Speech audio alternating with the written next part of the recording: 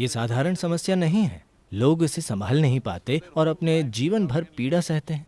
आप जिस भी उम्र के हैं और आप अब तक नहीं जानते कि अपने विचार और भावनाओं को कैसे इस्तेमाल करें। अगर आप हर चीज को वैसे ही देखें जैसी वो हैं, तो हर चीज का बहुत महत्व है। जीवन एक दौड़ नहीं है। अगर जीवन एक दौड़ है तो आपको अंतिम बिंदु पर जल्दी पहुंचना चाहिए।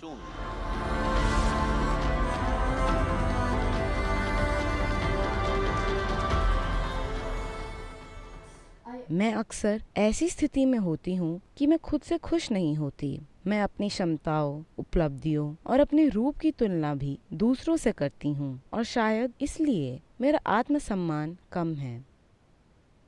आपके विचार से मैं अपना आत्मसम्मान कैसे बढ़ा सकती हूँ और खुद से नफरत करना कैसे कम कर सकती हूँ? Well, ये आत्मसम्मान, ये आत्मविश्वास, दुर्भाग्य से ये चीजें दुनिया में बहुत ज्यादा बेची गई हैं। आपको सम्मान क्यों चाहिए? आपके लिए सम्मान क्यों जरूरी है? सम्मान इसलिए क्योंकि आप हर समय किसी दूसरे से थोड़ा ऊपर होना चाहते हैं। दुर्भाग्य से हमारी शिक्षा प्रणाली ऐसी बनाई गई थी, किंडरगार्टन से ही, पहला कौन है, दूसरा कौन है, तीसरा कौन है। आप पहले होना चाहते हैं तो आपकी खुशी इससे आती है जब सभी आपसे खराब कर रहे हों। ये कैसा जीवन है?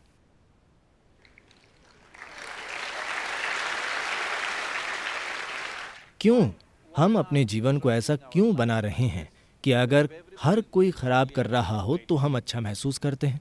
मेरे विचार से ये बीमारी है। हेलो, आपको क्या लगता है कि ये खुशी है या बीमारी? आप मुझे बताइए। अगर आप सभी बुरा कर रहे हों तो मुझे अच्छा लगता है क्योंकि मैं अब नंबर 1 पर हूं।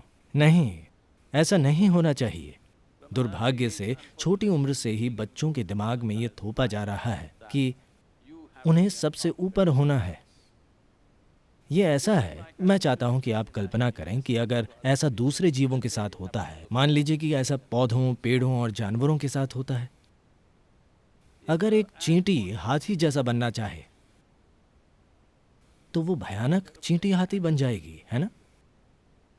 मान लीजिए आम का पेड़ नारियल के पेड़ जैसा बनना चाहे तो वो एक भयानक आम का पेड़ होगा, क्योंकि ऐसी एक शाखा से कोई आम नहीं निकलेगा। आम का पेड़ ऐसा होता है, नारियल का पेड़ वैसा होता है, उन्हें वैसा ही होना चाहिए। इसकी वजह यह है कि कई तरह से लोगों ने आपके दिमाग में ये बात डाल दी है, क्या अच्छा है, क्या बुरा है, क्या ऊंचा है, क्या नीचा है, क्या ऊपर है और क्या नीचे है। इस वजह से आपने जीवन के हर पहलू पर इस मायने में कभी ध्यान नहीं दिया। शायद ह्यूमैनिटीज़ वाले लोग और वकील, आप क्या हैं? huh? Oh, अकाउंट्स वाले लोग। आपने कभी इन बातों पर ध्यान नहीं दिया। मैंने सभी प्रकार के जीवों, चींटियों, टिड्डों और कीड़ों और हर चीज़ पर ध्यान देने में बहुत समय बिताया है। अगर आप ध्यान दें, मान लीजिए एक चींटी है, या चलिए चींटी से थोड़ा बड़ा जीव चुनते हैं जैसे कि एक टिड्डा। उसे देखना आसान है। गौर से देखें तो जिसने भी इस टिड्डे को बनाया है उसने एक टिड्डे पर उतना ही ध्यान दिया है जितना उसने इस इंसान पर दिया है। कृपया ध्यान देकर देखें। जब सृष्टि के स्रोत ने चींटी और आप पर एक बराबर ध्यान दिया है तो आप ये सोचने वाले कौन हैं कि चींटी तुच्छ जीव है और आप सुपर इंसान हैं?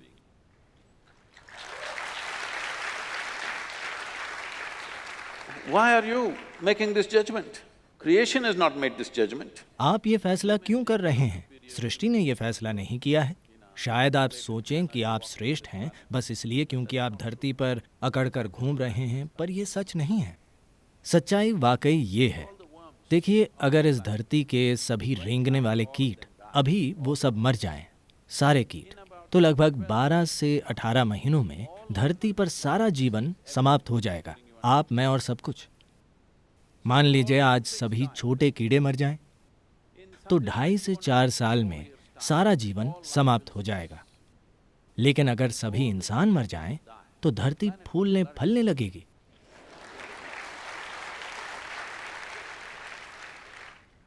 हाँ, हम अच्छी खाद हैं। अगर मनुष्य कहीं दूर चले जाते हैं तो इस बिल्डिंग के बीच से ही पेड़ उगाएंगे, है ना? आया ना? सब कुछ फलेगा फूलेगा। तो आपसे कौन कह रहा है कि आप सबसे महत्वपूर्ण जीवन है?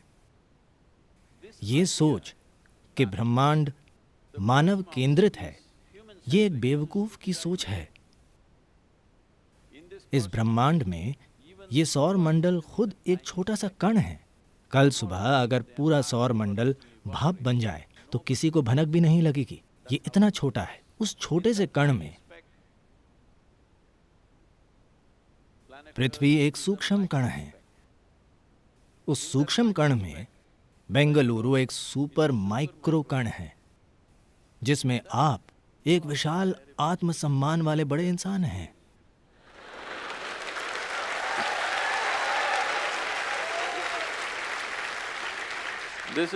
ये कोई साधारण समस्या नहीं है। लोग इसे संभाल नहीं पाते और अपने जीवन भर पीड़ा सहते हैं। असल में बात बस ये है, आप खुद को ऐसा बना चुके हैं कि आपने खुद को ऐसा बना लिया है कि आप अपने विचारों और भावनाओं को संभाल नहीं सकते। यही बात है। आप 50-60 की उम्र के लोगों से मिलिए, वे अब तक नहीं जान पाए हैं कि अपने विचारों और भावनाओं को कैसे संभालें। ये बुनियादी चीजें हैं। आप कब सीखेंगे कि अपने विचारों और भावनाओं को कैसे इस्तेमाल करें? मान लीजिए कि आपकी उम्र 20 साल है और आप अपनी उंगलियों का इस्तेमाल करना नहीं जानते, तो लोग कहेंगे आप विकलांग हैं, है ना? आप जिस भी उम्र के हैं और आप अब तक नहीं जानते कि अपने विचार और भावनाओं को कैसे इस्तेमाल करें, तो क्या आप भी विकलांग हैं? हेलो? क्या आप हैं या आप नहीं हैं? आप हैं। आप खुद को अपंग बना रहे हैं। ऐसा सिर्फ इसलिए हुआ है क्योंकि आपने अस्तित्व का अस्वाभाविक विभाजन कर दिया है। ये विभाजन कहीं और नहीं है सिवाय आपके मन के। हाँ, ये मानव मन के अलावा और कहीं मौजूद नहीं है। क्योंकि आप एक छोटी लड़की हैं, तो क्या मैं आपको छोटी लड़की कह सकता हूँ? Yes, you can. लड़कों, मैं आपसे कह रहा हूँ, वो छोटी लड़की नहीं है। मेरे लिए वो एक छोटी लड़की है। जब मेरी बेटी बड़ी हो रही थी तो वो मेरे साथ हर जगह घूमते हुए बड़ी हुई। 3.5 महीने की उम्र से वो मेरे साथ अकेली यात्रा करती थी। मैं उसके साथ पूरे भारत में गाड़ी चलाता था, उसे कार की सीट पर बांधकर। तो वो इस तरह बड़ी हुई। हर दिन हम किसी अलग परिवार के साथ होते थे। लोग अद्भुत थे, पर बड़ी उम्र के लोगों की एक समस्या है। जिस पल वे बच्चों को देखते हैं तो वो उन्हें कुछ ऐसा सिखाना चाहते हैं जिसने उनके जीवन में काम नहीं किया।